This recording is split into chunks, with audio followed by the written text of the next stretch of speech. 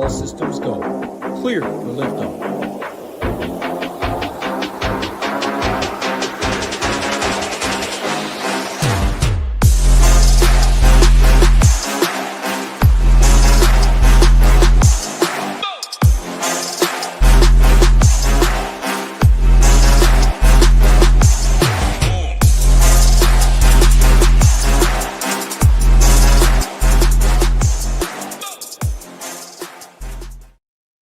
What is going on, Ship It Nation YouTube station? Back with my guy, Belman, for this Monday 9-game slate on FanDuel and DraftKings. We got Coors Field. We got Great American Small Park. We got the Dodgers. Should be a fun slate ahead.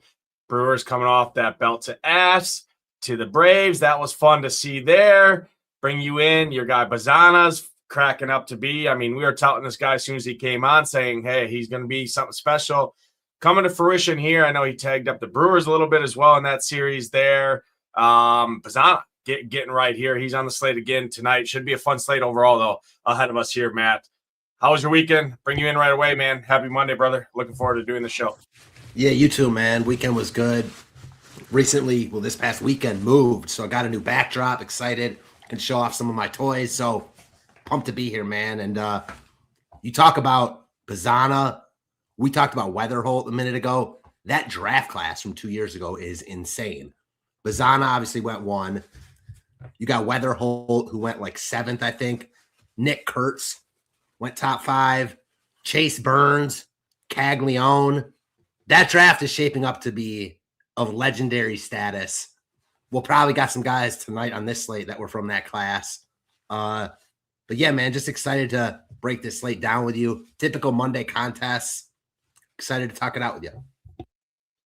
Yeah, should be fun here. We got the Slate Station up on the screen. One-stop shop with this and the Stone, and then SaberSim. You have everything you really need to build competitive lineups. And hey, a little peek behind the curtain. We have something really sweet coming in the baseball streets in the very, very near future. That's going to be a game changer, right? So if you're a Shipping Nation subscriber, you might have a clue what I'm talking about there, but more to come. Hopefully by the end of the week, that is rolled out. Just continuing to improve the baseball product here without improving or raising the cost. That's what we like to do. Give more for the value when we're already the most valuable and cheapest, most affordable rate in the industry as well. So if you're not a member, shippingnation.com, SHIP19 is the code, 5 days, $19. If not, check out the other packages, including the single sport packages we have to offer here. But, Matt, we got 9 games to talk about. Let's jump right in, talk pitching here. I got our pitcher rankings up on the screen here, sorted by salary, not by rank. Overall rankings do look a little different. This pitching slate, pretty weak in general, kind of broad slate overview. You got Hunter Brown, who is the most expensive guy on the slate, and we don't really know what his pitch count is going to look like, and he's the most expensive against the low strikeout Blue Jays team. Probably arguably has some of the highest upside on the slate. Ownership's not going to be there, as you see, right? He's 10-8, projected for about 2 strikeouts lower than a guy like Dylan Cease, getting one of the best matchups for right-handed pitchers in all of baseball, facing the Astros on the other side of him there. So Dylan Cease looks like the SP1. Pair him with Kyle Bradish, and you're off on your way. That seems to be what the cash game pairing is going to look like. A little bit of Imanaga as well. A little bit of Gavin Williams, maybe some Michael King, maybe some Brandon Woodruff, but overall it's really Cease and Shota Imanaga is kind of the headlines. The cheap value tier, I think you can grab the whiskey bottle, as G. Risen likes to say, and mess around with some guys. Anthony K looks to be the one down below, but we'll talk about the 8K and above tier. Andre Palante, who's been actually really serviceable all year for the most part, keeps the ball on the ground. 8K does feel like a pretty hefty price point, but that dude's going to be unowned on a pretty weak pitcher slate in general. He ranks really well, obviously, for us over here. So I think he's kind of an interesting play, even against the D-backs, a little bit at 8K flat. Take him all the way up to Hunter Brown up at the top. What do you see? How do you see this top tier? Yeah, so I feel like you broke it down pretty well in that we've got some good arms, some guys that are expensive. Hunter Brown, namely, is just, I don't know how you can justify spending 10-8 on Brown here other than just getting different in tournaments. So for me, if I'm playing one lineup, I'm out on Brown. Dylan Cease, though, wildly in play. Other side of this game, gets a pretty good matchup against Houston. Houston's been good offensively this year, but we like right-handers against them. They can obviously strike out. Cease seems priced comfortably at 10K. I think he's probably the top arm on the slate. I like Gavin Williams in a bounce back here. I've said that his past 2 starts, unfortunately, so we'll see if it actually happens. He's got massive upside, though, at 9,300. I think his ownership probably dropped significantly from what it had the past couple of slates, just because you've got Cease, you've got Kyle Bradish, you've got Shota. Weather was looking risky for Shota earlier, but now it seems fine. So I'm with you. He seems like a solid option. I think for me, though, Bradish is the guy that I'm really interested in. 8,500 seems expensive, but it's just this matchup against the Angels. They strike out so much. In really good form, coming off his best start of the season. I'm in on Bradish here. My top 3 are Cease, Gavin, and Bradish. Yeah, I like a lot of what you said. I see it as well. My number 1 is going to be Dylan Cease. Ownership's going to be there as well. Bradish at this discount, really hard. There's so many offenses on the slate with Coors Field as well that you can get different enough. Right now, it is going to be Boston Baltimore bats with Bradish and Cease. So if you pivot to a game outside of Coors Field, you really don't have to get too crazy at a pitcher. So those 2 guys are the SP1 and 2 for me in Bradish and Cease. I do think Imanaga is pretty interesting there. Do have to monitor the weather. I see a question in chat asking about the weather on the slate. Roth does have that game in Citi Field there. Tagged as yellow. So it does seem like the storms, as he alluded to, are going to kind of hold south and maybe get a little sprinkle there. So with that, in that ballpark at fairly low ownership there, I think Imanaga's a decent play at 8,300 there. We know that park is not great for hitting. His fly balls should be relatively in check there. And they should just be kind of long flyouts there. Hopefully 5.5K prop. It is juiced to the under there, but at 8.3, he's going to be he's kind of the pivot there off of Kyle Bradish for $200 less. I do have a little bit of interest as well in Palante, just because I think he's an innings eater. I know he's 8K. His K prop's not great, but he does have a 17.5 out prop. I think he can do enough at that salary. But it really would just be in more chalkier builds that you look at a guy like him, just because his upside is not anywhere near a guy like Kyle Bradish, Shota Imanaga. He's kind of just your consistent, go out there, get you 6 or 7 innings, 4 to 5 strikeouts. Hopefully he has kind of a clean outing. And if that's the case, he's going to pay off that price point. If he starts giving up a run, 2 runs, 3 runs, it's probably definitely not going to pay off that price point there. He is at home, though. I do like the Cardinals bat as well. He's usually going to be in line for the win here. At least that's how I'm kind of anticipating it as well. So you do have kind of a 4-point added bonus there built into that that projection there. So you could take his 12 and a half projection that we have, put him at 16 and a half, somewhere in that ballpark if you factor in the win.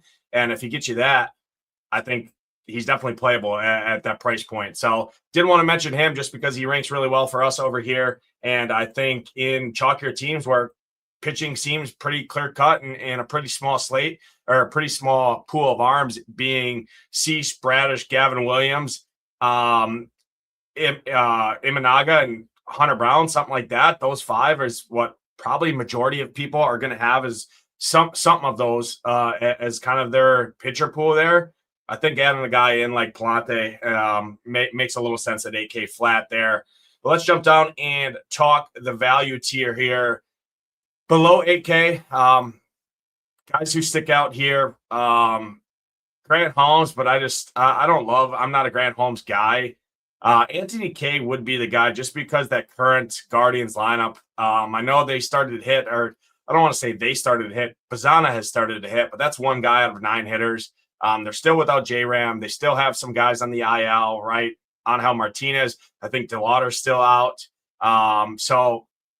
It's still a pretty solid matchup, especially against lefties for opposing starting pitcher. So I was punting, going down to him at 6,500, I think makes some sense. Outside of that, don't really love anyone down here. not messing with guys like Eric Lauer, any of these guys. It's really a spend-up slate for me. The only guy I'd even mess with is probably Anthony Kay, and that doesn't even feel great. You're looking for kind of 12 to 15 DraftKings points at 6,500, and hopefully your bats carry you, which definitely seems to be kind of the nature of the slate here. Talk to me on the lower tier. How do you see it? Not much, I feel like. I'm with you. Just because we're skipping arms up top that are good. So, I don't know. I don't really want to dumpster dive with any of these guys, really. I think your Anthony Kay point makes the most sense just because he's cheap and the matchup. Cleveland stinks right now. I'm fine with it, but I'm not excited about it. Other than that, like, I don't know, man. Like, Merrill Kelly, we know he's been good in years past, but he's been awful this year. St. Louis, surprisingly, been really good against right-handers, so can't do it. Zebby against the Dodgers, no thanks. Like, I'm just not really seeing it.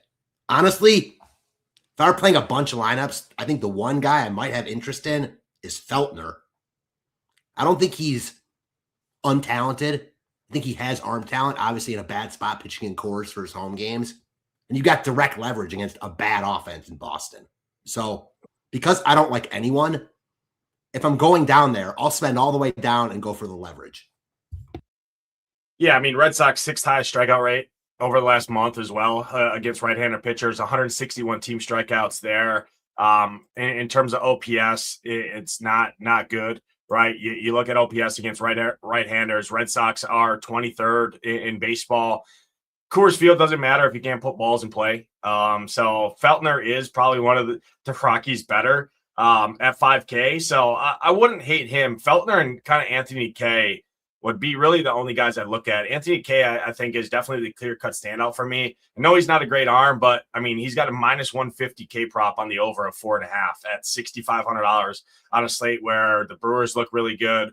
We obviously have the higher price points in Coors. We have the Dodgers on the slate. We have the Cardinals who are red hot right now. So there's definitely bats to spend up on and pitchers to spend up on. And maybe that's the way you get up to Hunter Brown, who's going to be unowned all the way up at the top, something like that. So go ahead and. No, the other thing about Kay, just to add on to your point, like with the Guardians missing Ramirez and Angel Martinez, their lineup is so bad against lefties. Bazana, their best hitter right now, lefty. They're basically playing Kwan against righties and Stuart Fairchild against lefties. So, man, this lineup is atrocious. For that reason alone, I think you can play Kay to go along with everything else you said. Yeah, over the last month, 29% K rate from this lineup with a team OPS of .080. That's right. Wubba, 262. I mean, Anthony Kay against lefties on the season, 30% strikeout rate. He's going to see 1, 2, 3, 4 maybe, but even the righties he's seen. I mean, he's seen guys like freaking David Fry, Fairchild, Arias, Austin Hedges. I mean, I think he's interesting as a value play. He's going to get some ownership, but again, with the other guys up at the top in that kind of 8K range, feeling underpriced with guys like Imanaga, Kyle Bradish, I don't think many people go down to a guy like Anthony Kay, and I think he makes some sense if you are punting. So Kay, Feltner kind of round out my Bradish, Cease, Gavin Williams, Imanaga. That's kind of what I'm looking at for my pitcher pool. Like 6 guys. I'm not really messing with Brandon Woodruff first start coming back. I know he went in his rehab start. Went 6 innings, I believe, gave up 3 runs, had 6 strikeouts, something like that. So definitely not a clean outing there. I don't really want to use pitchers in Great American Small Park when we have other pitchers on the slate that we already talked about in pretty solid matchups in general. Reds do have enough power and fairly decent lineup there that I just don't think it's worth messing with. The other guy I would say is Hunter Brown all the way up to the top. So for me, Bradish, Cease, Gavin Williams, Imanaga, Anthony Kay, Hunter Brown, and then if you wanted to go all the way down to a 5K Feltner, I think you could, and then Palante would be kind of the GPP sleeper at like 3% ownership that I think is interesting just because I think he's a decent real-life arm. I know AK feels gross to play with him, but I think he definitely has a ceiling on this slate. My only pushback on Palante would be like, man, I feel like, and I get it just because of the slate, but I feel like at that price, I want to play him on a slate where we don't have good pitching options. To that point, though, like, he'd be more owned on that slate. So I get it. Like, if you're playing a chalky offense, I think you're fine with him. I wouldn't expect a massive score, but, you know, on most slates, offense wins anyways. So talking it out, like, I think it's hard to love him, but I get your reasoning for liking him. And I'm on the similar pitchers as you. Cease, Gavin, Bradish, Hunter Brown, and I like that K call.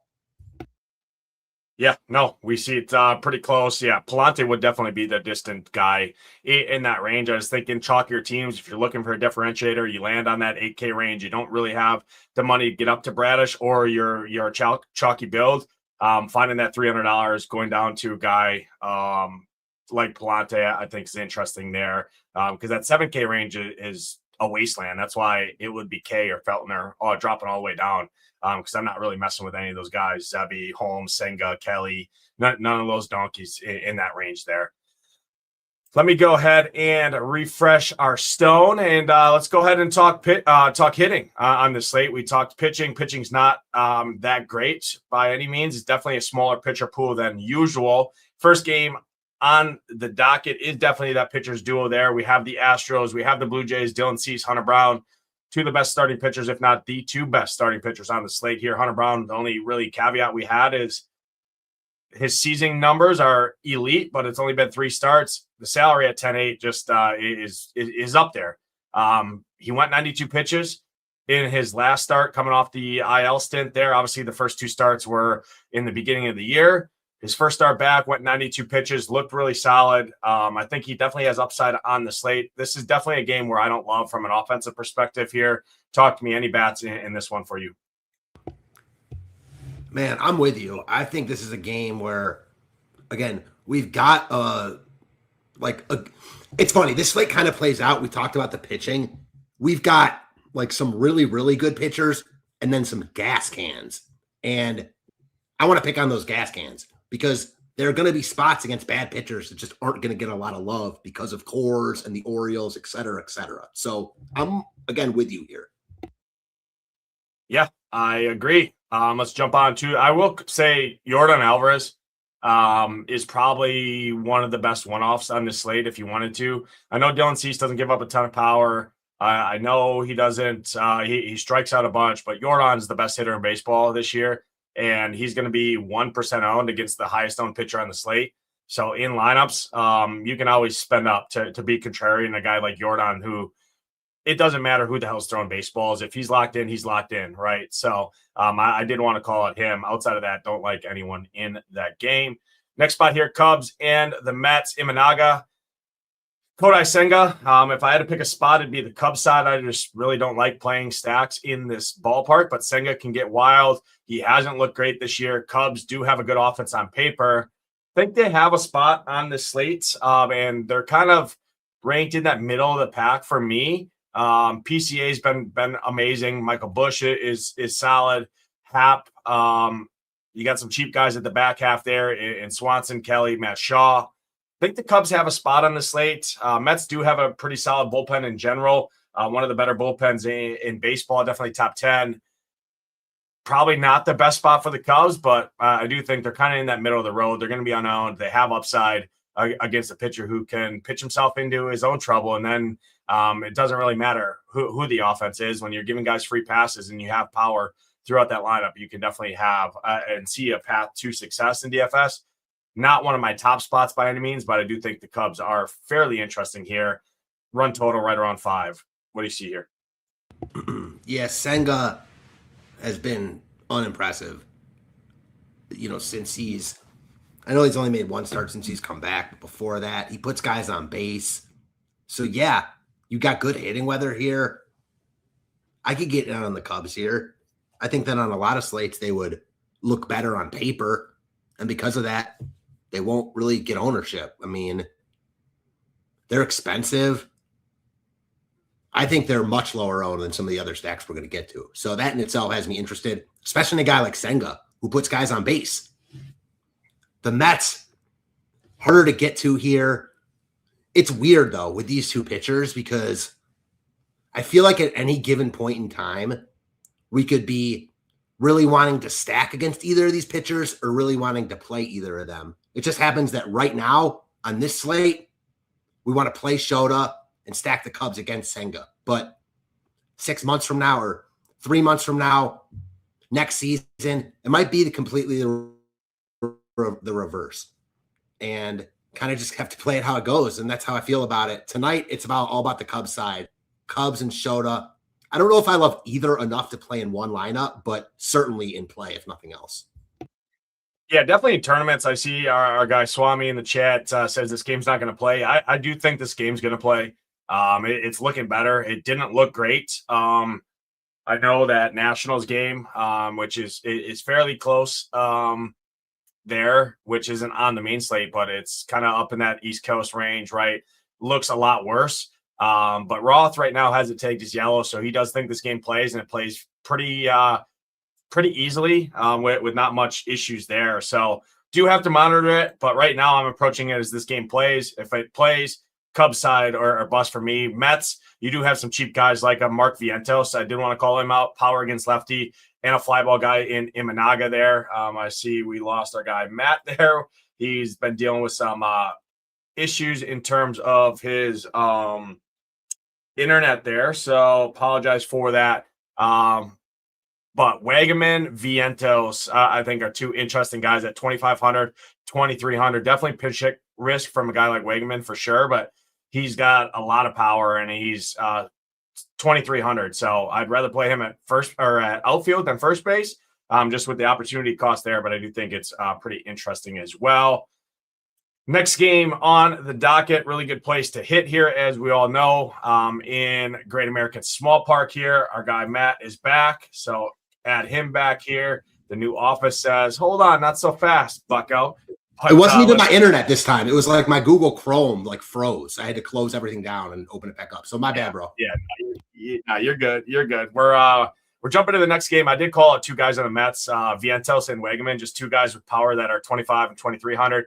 Prefer Wagaman just because you can play him at outfield and the opportunity cost at first base is pretty large usually.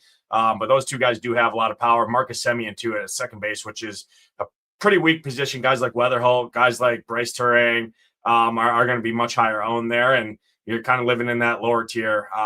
But yeah, those are the only guys I look at there. Much more on the Cubs, like you said. Takes us to probably one of my favorite stacks, if not my favorite stack. It's not even because it's the Brewers and I'm a Brewers fan. I talk about it every time we've been on the show. Every Monday, it seems like we get this guy, Brady Singer, in our lives, and I continue to streamline hitters. He is almost equally as bad to both sides of the plate. I know his strikeouts are better to the right side, but from in terms of power and our upside and appeal for offense, I love the Brewers here. They're going to get owned, but they're not going to be as owned as they normally would be in this spot, in this ballpark with Coors Field on the slate. So I love the Brewers. Brewers, my top overall stack on the slate. Bowers looks amazing. Frelick and Mitchell are super cheap.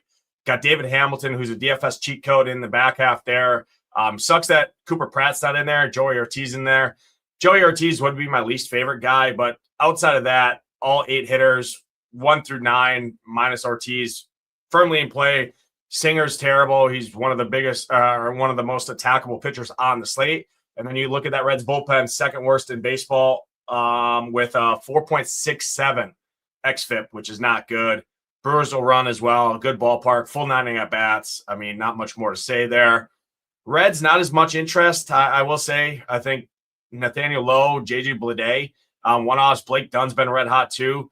Don't love picking on a guy like Woodruff, but he hasn't been the same since all of the injuries he has. His fastball is kind of sitting in that low 90s range, which isn't that great. Much prefer the Brewers side, though. I do think Bleday is a pretty interesting play. Same thing with Nate Lowe. Talk to me in this one. I was going to say, if the Brewers aren't your top stack tonight, I was going to have to check your temperature to make sure you are all right, because Brady Singer stinks. And we've got 3 or 4, maybe 5, really, really good stacks tonight that would be the top stack on many a slate. And the Brewers are definitely one of them. Great ballpark, great matchup against Singer, bad bullpen for Cincinnati, really good offense for the Brewers. And to your point, hard to see the back half of this lineup getting much love at all, considering how many good spots there are. So I'm with you. I like the Brewers a lot here. You don't got to talk me into stacking against Brady Singer. He is awful. I'm in on Milwaukee tonight. Yeah, and our guy LBD Titan throwing a little jab at me like I always get. Hey, that's all right. I don't play the Brewers every slate they're on. I do talk about them just because they are one of the best offenses in baseball, one of the best teams in baseball, and they always have upside and they run.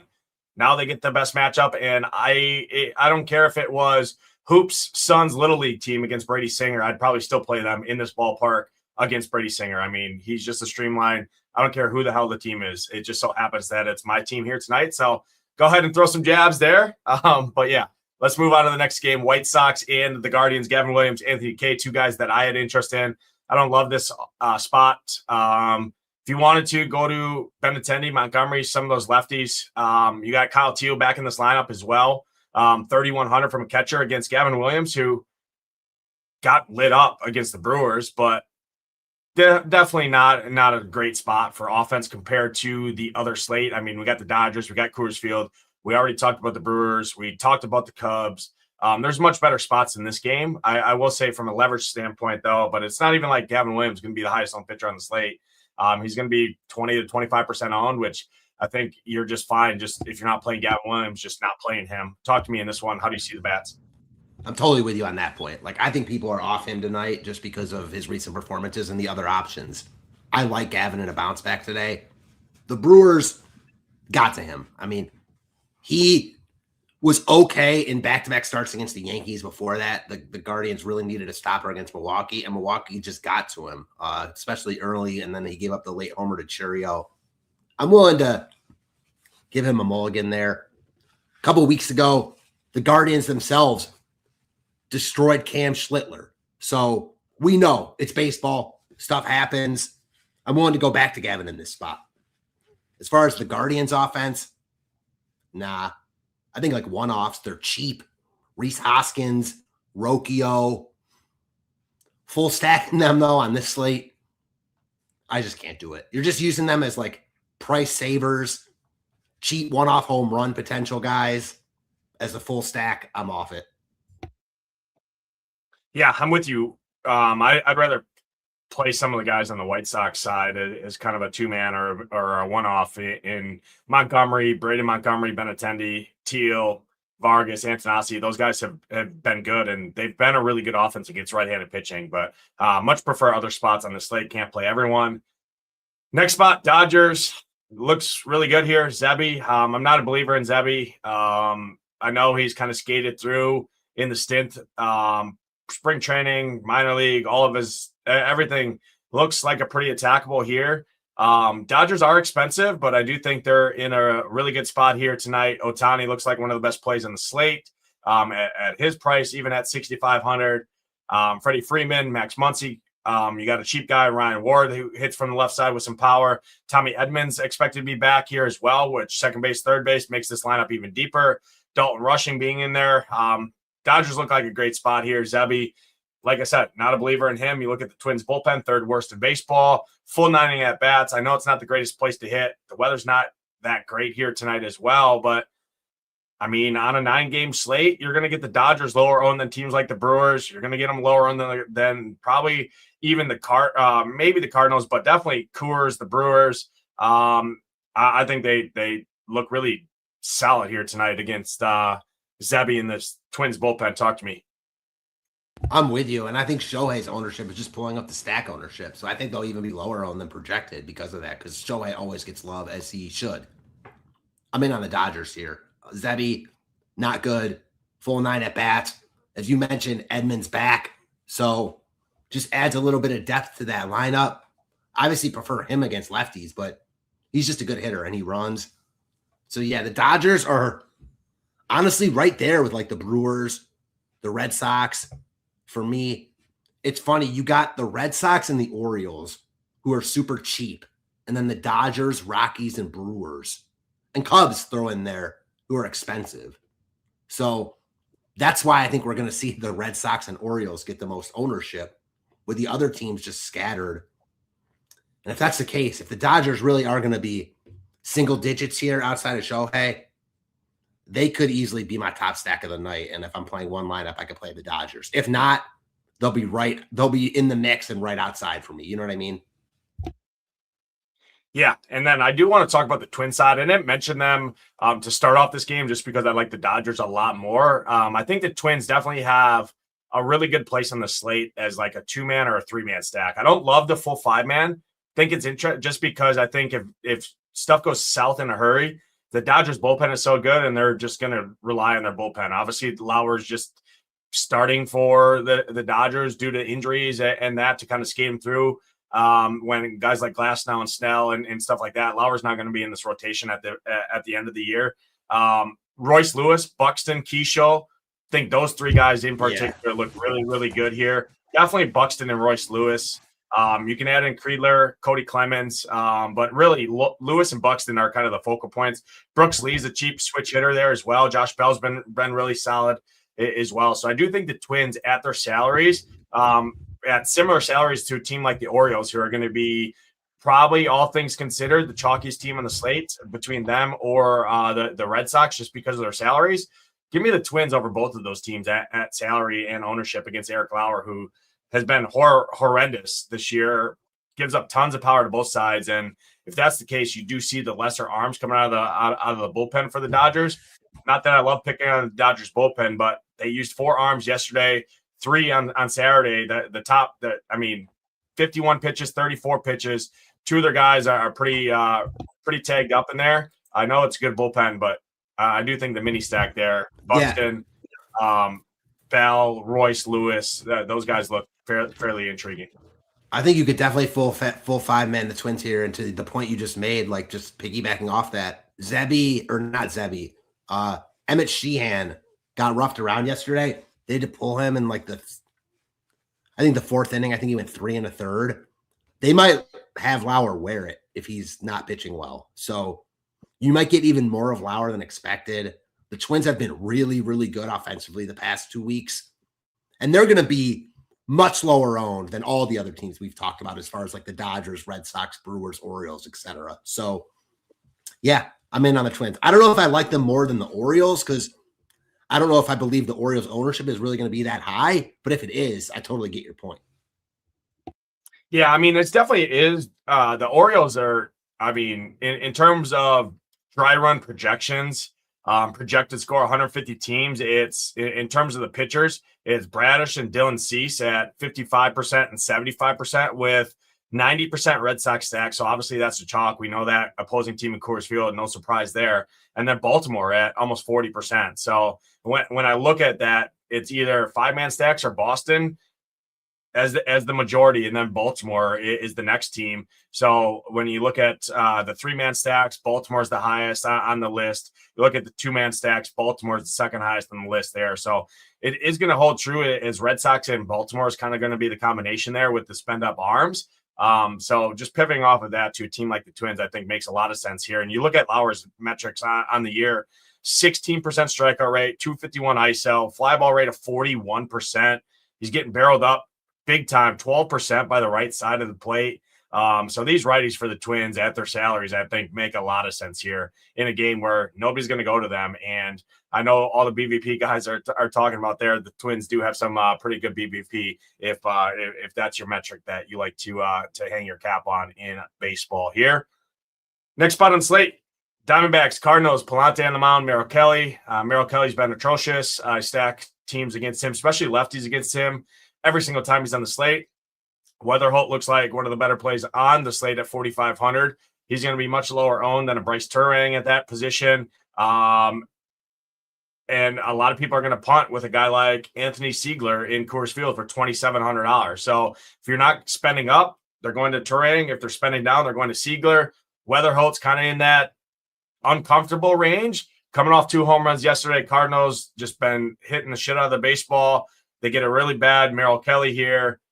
Look like one of the better stacks on the slate at low ownership. So I much prefer them to a team like the Cubs, who we talked about, just because of recent form and the matchup there. But I think the Cardinals are super interesting here. Burleson, Weatherholt would be the 2 main guys I look at. Nootbaar as well. I think that guy. And then you got a cheap catcher. Jimmy Crooks hitting from the left side. You got Nathan Church, who doesn't have a lot of power, but he's $2,700 and will steal bases. Talk to me in this one, D-backs Cardinals. I think both sides of this game are sneaky. So Merrill Kelly's been atrocious this year. The Cardinals, we know they've been good against righties, coming off a monster game yesterday. Lineup looks good right now with Newt Bar back.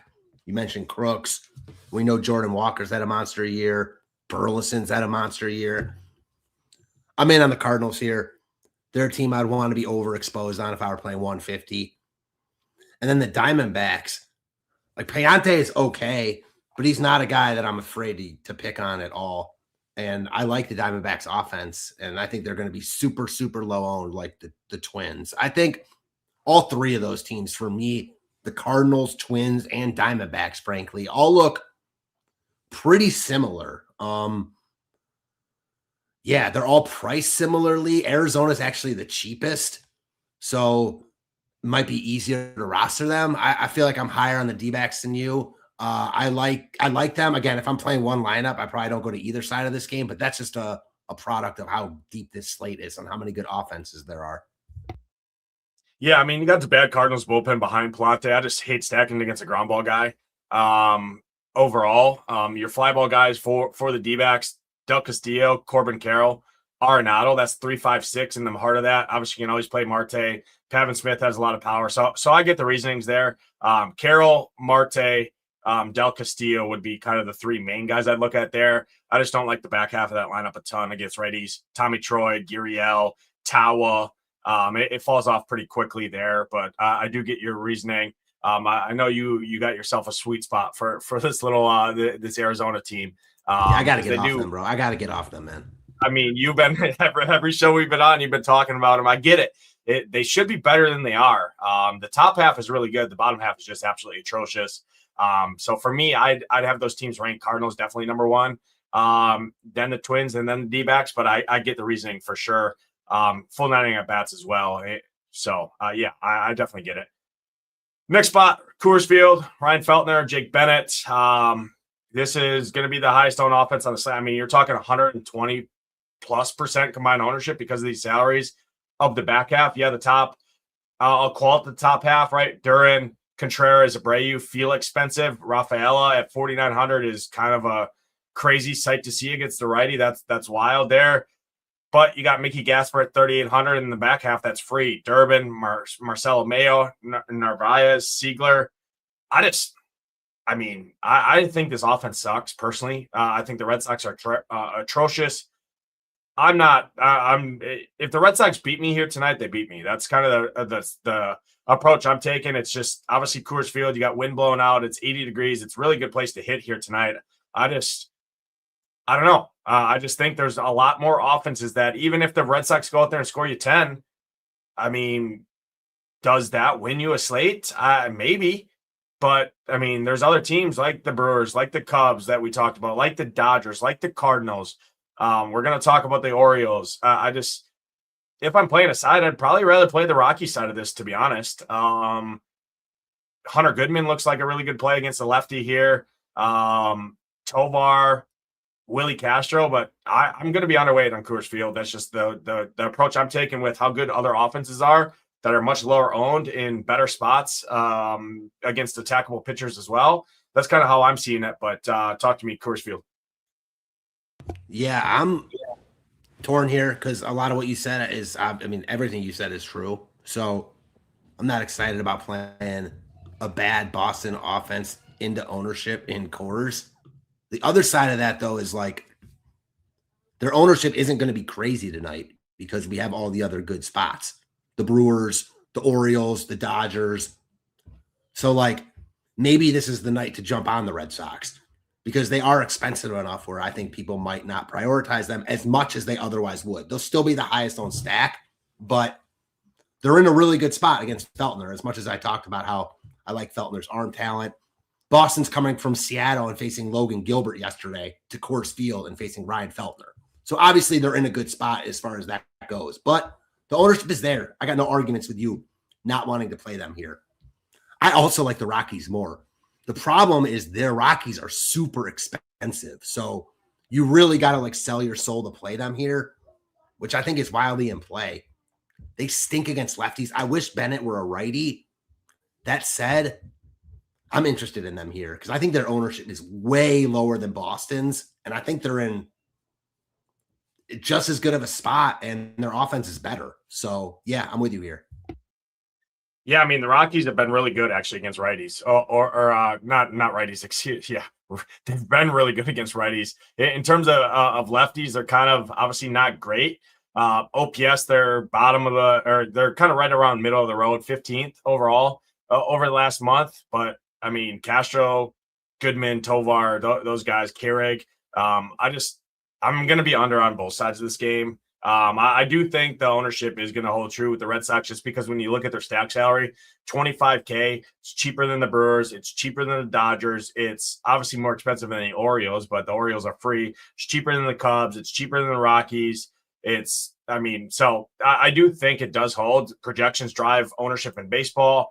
Optimizers are slamming Boston because they got a 6 implied run total in Coors Field in good hitting conditions. And I haven't played Boston all year. I'm not going to play them into ownership. That's just kind of how I'm approaching it there. I know you can play them differently. If offense was weaker on the slate, I'd probably be more willing to go in on the game. But I definitely get your breakdown. On paper, they definitely look like a good spot. I'd rather just kind of fade this game completely. Overall, I do think Hunter Goodman's a kind of an elite one-off. Spend up to be contrarian at catcher at 5,900, which feels gross, but he has a ton of power. I really wonder what Boston's ownership is going to be tonight, because like to your point, I don't want to be like fighting with the field if I play Boston and they go off, which is what you're going to be doing, which ultimately will probably get me off them. Like, because of your point, like it's not just about Boston themselves and how bad they've been because we both know that, but we also both know they're in a really good spot. It's just a matter of ownership's already there. So I'm with you. Yeah, I mean every player in this lineup is projected to be 15% hot or higher. I mean, because you got cheap guys that make the stack affordable at the back. I mean, you can go 6, 7, 8, 9, 1 for cheaper or damn near the same prices as the Orioles stack. They're implied for 6 runs in Coors Field with full 9 at bat. So the ownership is definitely going to be there because, I mean, whenever I see 90% team stacks, 75% of them being 5-man in SaberSim with an average of projections from our SaberSims and other places across the industry, that just tells me right there that it's going to hold true leading up to lock. And obviously it could change there, but it just feels scary to play into ownership one of the worst offenses in baseball on a slate where there's 17 other teams, right? So that's kind of how I'm seeing it. But I get the reasonings. On paper, it's a pretty good spot. My no ball is kind of telling me, hey, don't play this damn team. They suck kind of thing. Next spot, Orioles, Angels, Aldegiri, not good. Orioles, not been great, but they've been hitting better than where they started. You got Tyler O'Neill against the lefty at basically a free price point, hitting in the heart. He's probably going to be one of the highest on bats on the slate for good reason. Kobe Mayo smashes lefties. Jeremiah Jackson hits lefties well. Blaze Alexander, not the worst guy against lefties either. Obviously, you got Taylor Ward and Pete Alonso too. Gunnar Henderson can hit lefties too. This Orioles stack looks pretty damn good. Much rather play them into ownership than the Red Sox for sure. So Orioles definitely on my list, but I don't love it compared to other teams. But you can't spend 26 grand on every stack and build a lineup, right? So you do need some value guys. Orioles would be where I'd go to over the Red Sox personally is kind of how I'm seeing it here. Full 9 at bats, bad bullpen behind a bad starter. Everything checks out to see Orioles look pretty damn good on paper here. Talk to me. Yeah, I played the Orioles yesterday in the afternoon slate against Sheehan, and they went off, and I like them again today against Aldegiri. Their lineup, a little bit wonky against lefties, and there's pinch hit risk. I'm interested to know if, like, their stack ownership is getting boosted by a couple guys, namely like Tyler O'Neill, projected in the middle of this lineup at 2,400. I just don't know if guys like Gunnar are going to be chalky, left on left, expensive at shortstop. So I almost feel like the expensive guys in the Baltimore lineup. Alonso will get some love, but man, he's super pricey. Those are the guys I want. So yeah, I like Baltimore here, but I'm getting more and more nervous about their ownership the more we talk because you are obviously pretty convinced that they're going to be really highly owned. So I got no arguments against it. Yeah, I usually have a good read on ownership just because I run the dry run all the time. I always look at projections. I always see what teams are building. And let's face it, 2026, right? DFS is driven by projections and optimizers. And if you're not using it, you're definitely behind the eight ball. Obviously, you can take it to levels and you can step up and you can do different things to kind of go to builds within the builds of what kind of everyone else is kind of seeing and looks really good. And Orioles are popping up there, but I do still like the Henderson. I like him as a spend up to be contrarian. He's been really, really good against lefties over the last month. 308 ISO, low strikeouts. I like him, that 2, 3, 4, 7 stack. Leave off a guy like Tyler O'Neill, who's going to be probably one of the highest on stack batters on the slate. And he's got a better likelihood to probably strike out 3 times than he does to kind of hurt you. Obviously, the caveat to that is if he really does anything, especially hits a home run, obviously at that price point. I mean, even if he gets you like 10 points, I know it's retrospect because there's other cheap hitters on the slate. It does feel gross leaving him off in the stack, and probably for 5-man stacking, you don't want to leave him off. But I do think the other guys, those other 4, I do like a lot more. Kobe Mayo, Gunnar Henderson being 2 that I really like, and they should hit close to each other in the lineup. And that's a way to play the O's differently than everybody else. So I do think that's fairly interesting there. Kyle Bradish, it would just be a leverage play on the Angels. He's probably at salary adjusted, my SP1 on the slate. Walton would be the guy you look at. You want lefties against Bradish, and we know that Angels don't have many lefties. Meckler and Walton are kind of the 2 guys you're looking at. Shanuel, I guess, as well, which those 3 bats, you put those guys and you threw all the metrics out, you'd go walk up to someone on the street and say, hey, we got a starting pitcher who struggles against lefties, but here's your 3 lefties. They probably like, who the hell are those 3? So that tells you everything you need to know right there. I do think they are fairly interesting in spots where maybe you pull them as a one-off there. Shanuel at 3,300, Meckler at 3,300. His price is coming down again. Walton, third base, 2,800. Those 3 guys, I think, have a spot on the slate, but definitely not a great spot. Orioles, really good bullpen as well. So you're kind of, it's tough sledding there. For me. Yeah, I'm with you there. The only guy for me on the Angels that I'm even a little bit interested in is my boy Denzer Guzman, who's homered. I think he homered twice in Sacramento over the weekend, and he had really, really good minor league numbers coming into when he got called up a couple weeks ago. So he'd be really the only guy outside of, as you mentioned, stacking for leverage purposes on the late slate, or just, there's bigger contests tonight, the $8, the $111, like those contests call for getting weirder just because they're so top heavy, Yeah, you're always, we always approach these slates as tournaments, right? Because if you're not first, you're really last. I mean, obviously, yeah, if you're not taking first on a 50K first place prize and you settle for 10 or 15 or 20, whatever the hell the drop off is, yeah, you're definitely happy, but you're definitely playing for first, right? And those are bigger contests. So in those kind of things, really damn near anything goes in those large field lotto tickets is what I call it. But yeah, single entry, 3 max, 1 team, things like that. Just cross off the Angels. I'd rather just not play Bradish than play the Angels personally. Next spot, last spot, Braves, Padres, Grant Holmes, Michael King, 2 arms we really didn't talk about. This ballpark sucks for offense. Braves, really good offense on paper.